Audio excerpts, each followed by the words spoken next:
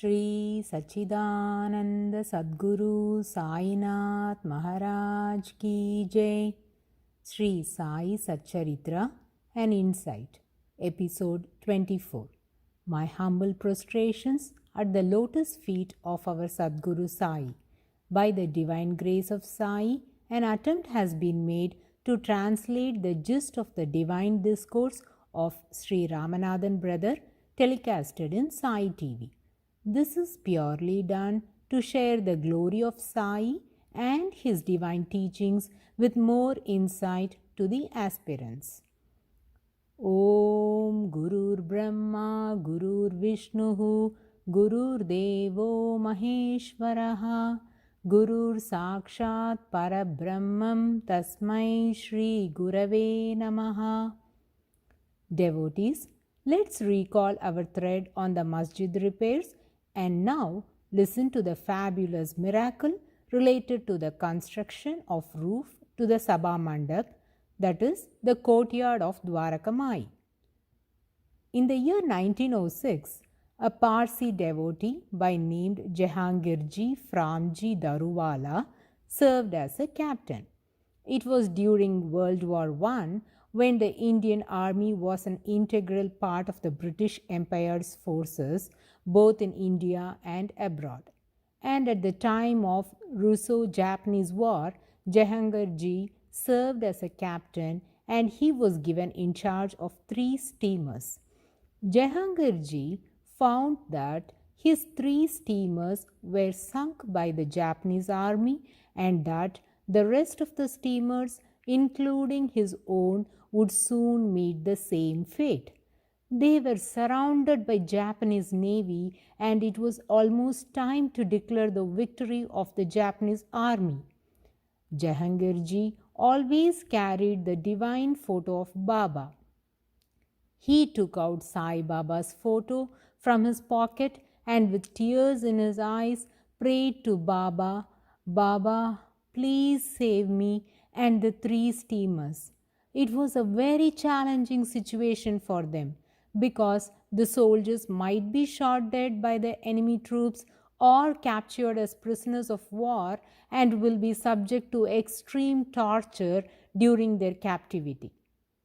Just at the time Jehangirji offered his prayers, our omniscient Baba, who is fully aware of the movements of all, particularly of all his devotees, and prevents all mishaps, overcoming them, was seated on the large stone in Dwarakamai, with his right leg crossed over the left thigh that we usually see in the old pictures of Sai Baba. Instantly, Baba took out his satka and bellowed out, "Ha! Hoo!" Devotees in the masjid were astonished at this sight. It was peak summer and Shirdi was experiencing scorching heat. But to the utter surprise of all, Baba's kafni and headcloth completely drenched, dripping with water for more than half an hour, with the result that the Dwarakamai, which was with knee-depth pits, was transformed into a pool of water. The devotees could not understand what all that was. None dared to ask Baba. Instead, they simply removed water from the Dwarakamai and drank it as consecrated water and dried Baba's clothes. The devotees drank the water and were surprised as it was brackish. Baba calmed down after a short while but didn't speak anything to the devotees. All those assembled understood that Baba must have rescued one of his devotees. On the 3rd day after this incident, a telegram was sent in the name of Baba by Jehangirji with the message, "Baba, I am spellbound to narrate the miraculous Leela of how you appeared on the scene and saved me. I am submitting my 1,000 thanks for the marvelous rescue of myself and the 3 steamers with the crew. I humbly plead you to accept the small offering that I am sending." Jehangirji sent a dakshana of 1,500 rupees, and this money order was received through Shama, and the same was used for the construction of roof for the courtyard. The roof of the Sabha Mandap was constructed during the British rule, and those days the girders were very popular, and that was procured for this purpose. These girders are large iron beam used for building bridges and framework of large buildings.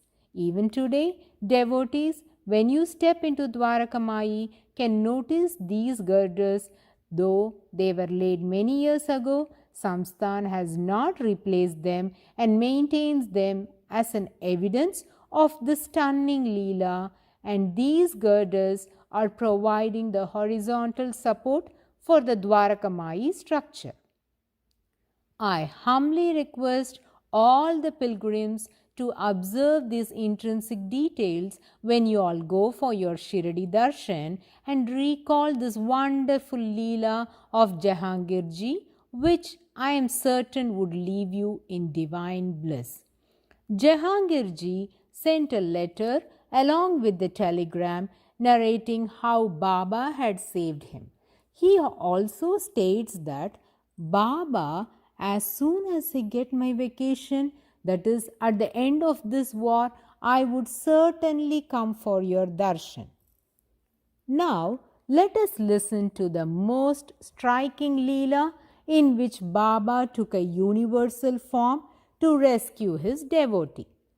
As mentioned by Jahangirji in his letter, Baba took his Vishwarupam or omni form in the sea, lifted two steamers with both his hands, dragged them and anchored them in the seashore. What a magnificent miracle this could be! Baba assumed a cosmic form and performed such unfathomable Leela for the sake of protecting his devotee. Can anyone even imagine this kind of Leela to transpire in this Kali Yuga? It is absolutely beyond our imagination. We have only read in Puranas such as Bhagavatam and Mahabharata that under various circumstances Lord Krishna assumed such cosmic forms.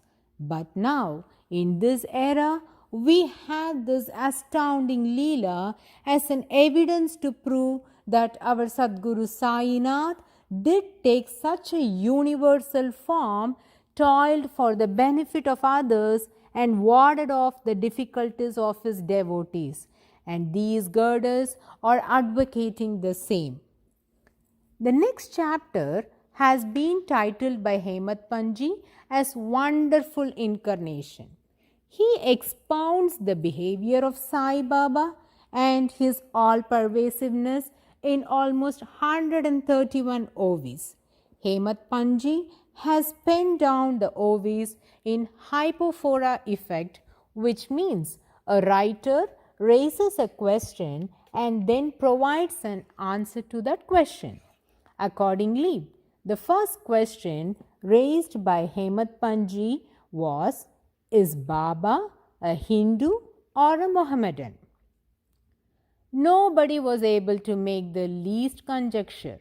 His behavior was always the same towards both the communities. Ramanavami was a Hindu festival, and Baba would celebrate as his by having the cradle tied up in the Sabha Mandap and have kathas and kirtans said. And the same night, he would permit the Muslims to hold a sandal procession. When the Gokulashtami festival dawned, he would have the Gopal Kala done, and similarly, when it was Eid day, the Muslims were not restricted from namaz. If you consider him a Muslim, his ears were pierced. If you consider him as a Hindu, he believed in circumcision, and as per Hemat Panji, Sai himself was circumcised. Thus, neither Hindu nor Muslim, such was the sacred manifestation of Sai. If he was a Hindu, he lived always in a masjid. If he was a Muslim, there was the holy fire burning incessantly in the masjid. In the masjid itself was the grinding stone on which the grinding was done. Bells would chime and the conch would be blown in the masjid, and the offering to the sacred fire were made there. What kind of Muslim was Baba? There was recitation of bhajans always in the masjid, free distribution of food, offerings to God, worship of feet and puja, which is not permitted in any of the mosques. Can we still call him a Muslim? If he be called a Muslim, then the elite of Brahmins would come and do his puja. The Agnihotris would prostrate to him, having surrendered their pride of purity to him. If you think him to be a Hindu, he looked like a Yavan. His appearance and dress resembled a Muslim, and always chanted Allah Malik.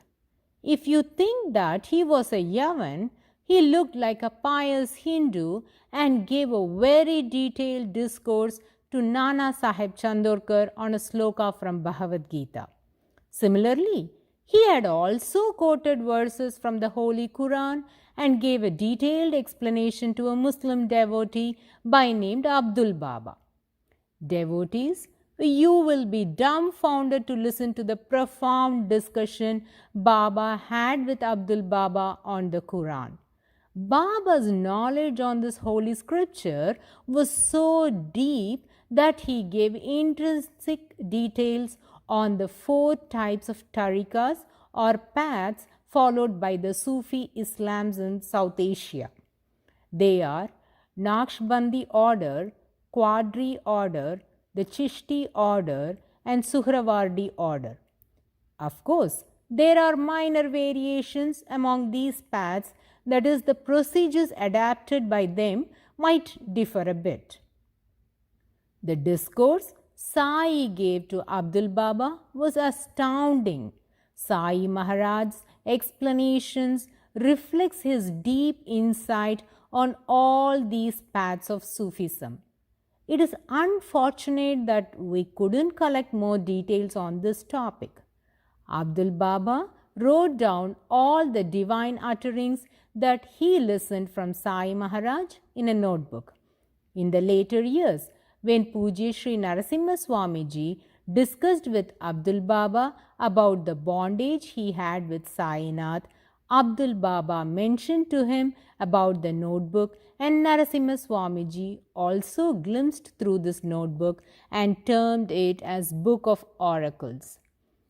Abdul Baba used this divine book as a bibliomancy, that is, whenever someone had a question on a subject, Abdul Baba would clairvoyantly open the book at random and read, and it is reported that the resulting message almost invariably proved to be helpful to the petitioner.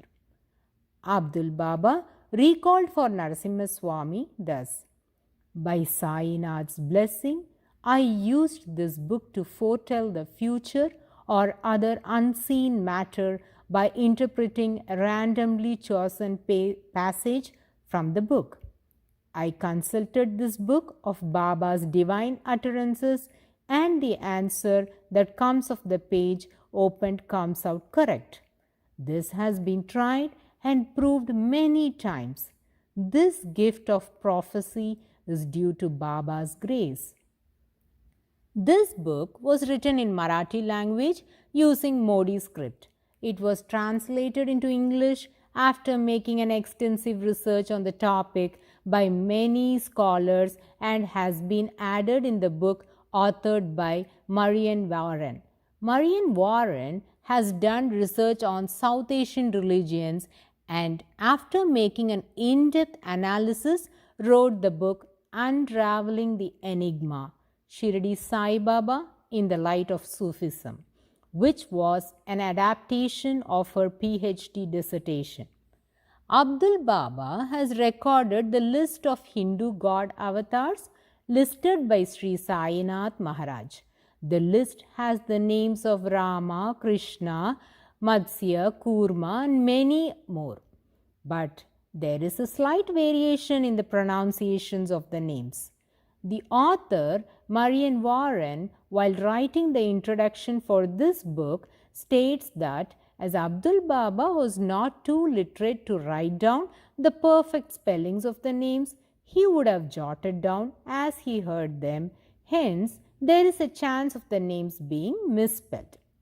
Astoundingly, Sainath Maharaj has listed almost 50 Hindu god avatars to Abdul Baba, and Abdul states that Sai Baba kept him strictly on the path of renunciation and took the responsibility of his spiritual development, guiding him along the stations and states of the Sufi path. All those scholars involved in the translation of this holy book unanimously voiced out that Baba has elucidated the points concerning Islamic theology, its history, and explains Sufi schools and other related matters in detail. So, getting back to the original thread, if you consider Baba as a Hindu, he had profound knowledge in Islam and on Quran. So, none could decide whether Sai Baba was a Hindu or a Mohammedan. We need to consider few important pronouncements of Baba.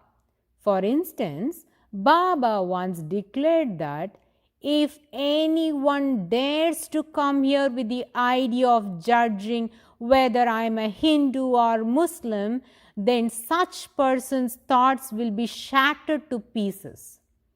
This pronouncement means that Baba will never bind himself for any research made to trace his religion or caste or creed. There is no concrete answer for the question if Baba was a Hindu or a Yavan. All the statements of the researchers are just their perceptions.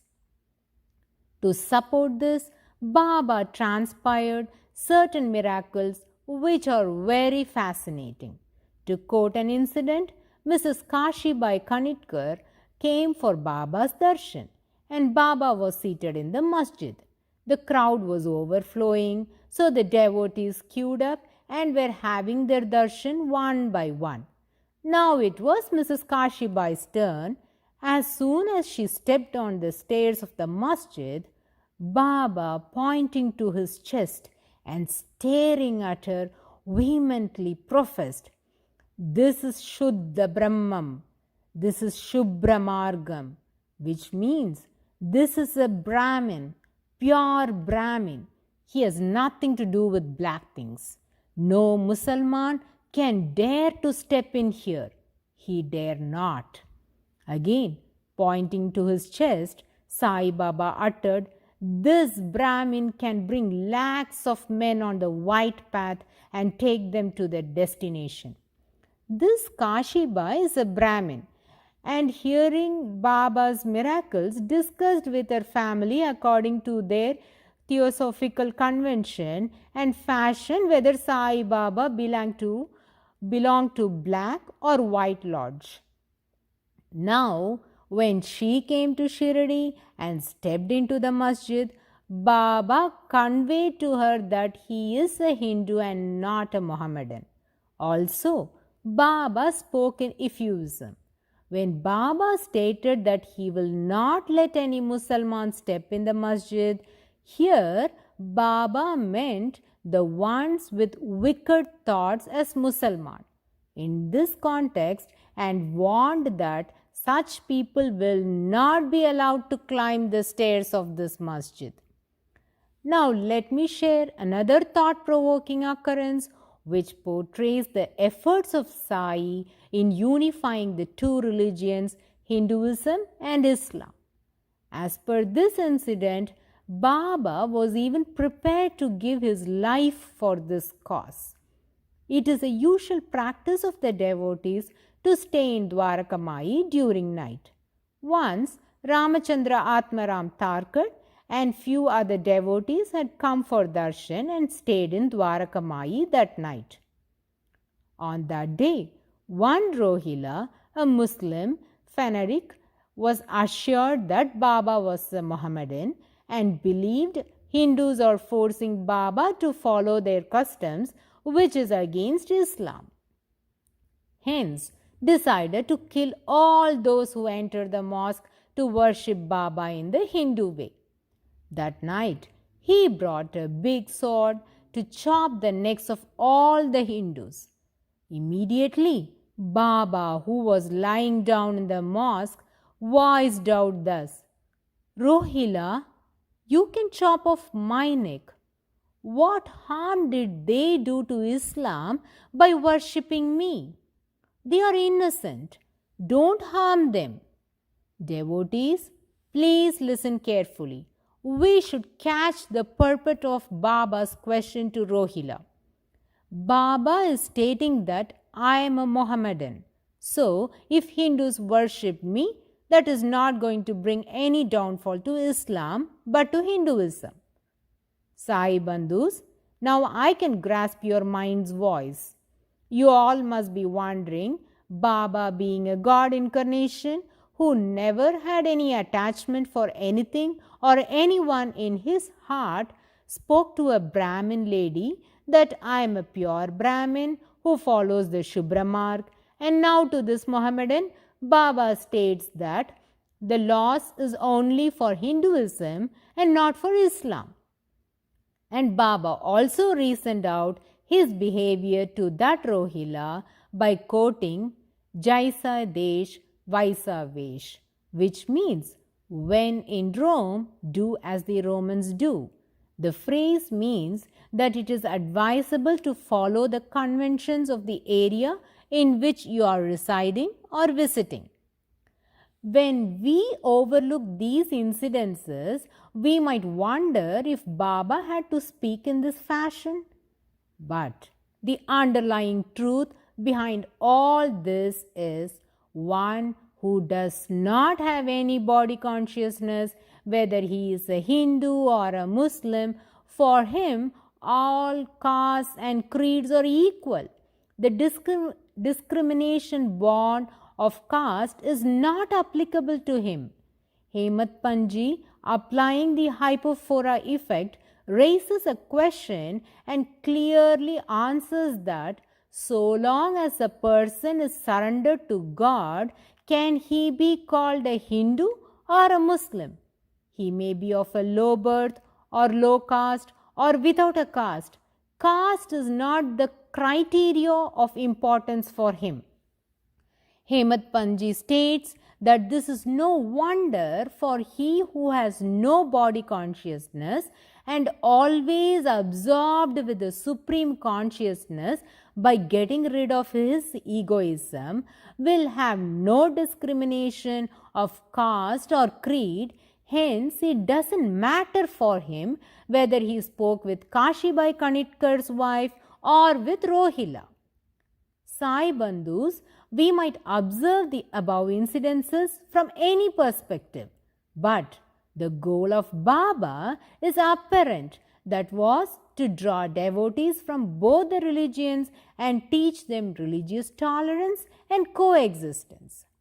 Baba tried his best to establish friendship between the Hindus and the Muslims. As we are aware that unifying both the religions is one of the primary objectives of Baba's incarnation. Baba permitted to celebrate Sri Ramanavami along with Urus and Sandal procession. Likewise, once during the Muharram festival, some Muslims came to the masjid and asked for permission to have the Tazia procession in the village, and according to his orders, Tazia or Tabut was built. Kept it there for some days, and afterwards it was taken in procession through the village. Baba calmly witnessed the happenings, and on the fifth day the Tabut should have been removed by the Mohammedans. But instead, they left it there under the perception that this is our mosque and this place belongs to Muslims. Hence, decided to just leave it as it is in Dwarakamai. Baba removed it out of the masjid without the least compunction. This is another evidence to prove that Baba had no pleasures or displeasures with any religion or customs and has nothing to do with any questions of caste or nationality. Let me share with you another interesting Leela of Sri Kashinath Shankar Dubey. He is a friend of a foreign returned government doctor. The doctor thought that Baba was a Muslim. As he was mostly acquainted with Westerners, he did not have much contact with saints. Same day, Baba appeared in his dream with both Hindu and Mohammedan dress, and the image transformed to the form of Lord Dattatreya. The doctor was astonished and shared this divine vision to Kashinath Shankar Dubey and became a staunch devotee of Baba. Thus, we can conclude that Baba was a unique and wonderful incarnation, and none could know if he was a Hindu or a Mohammedan. His behavior was always same to both the communities. Now, Hemat Panji gives a beautiful description of Baba's behavior. Though he has mentioned about it in the earlier chapters, the author states, I have no preferences and make no choice. Whichever detail or Leela is appropriate for the occasion will fulfill the desire of the listeners and fill their hearts with joy is shared as per the will of Baba. Hemat Panji says, Sai is the store of ultimate happiness. How could I describe his uniqueness? Whoever surrendered to him was permanently settled for good. Those who have practiced hard penance, those who have renounced the world, and those who are non-attached came there. The rich or the poor were treated equally by him. He would know the good and bad deeds of anyone and the innermost desires. He would tell them their confidential secrets by some hint which would astound the devotees. He was always calm and controlled, never liked discussions or arguments. Devotees, Baba also started practicing medicines and cured many diseases of the villagers and was always successful. We shall listen to the stories of how Baba became a famous doctor and how Sai toiled and took the sufferings upon him for the sake of his devotees and the sacrifice the saints do for the sake of their devotees are well elucidated by Hemat Panji. We will be listening to those divine Leelas in the coming episode. Bow to Sri Sai, peace be to all. Om Sai Ram.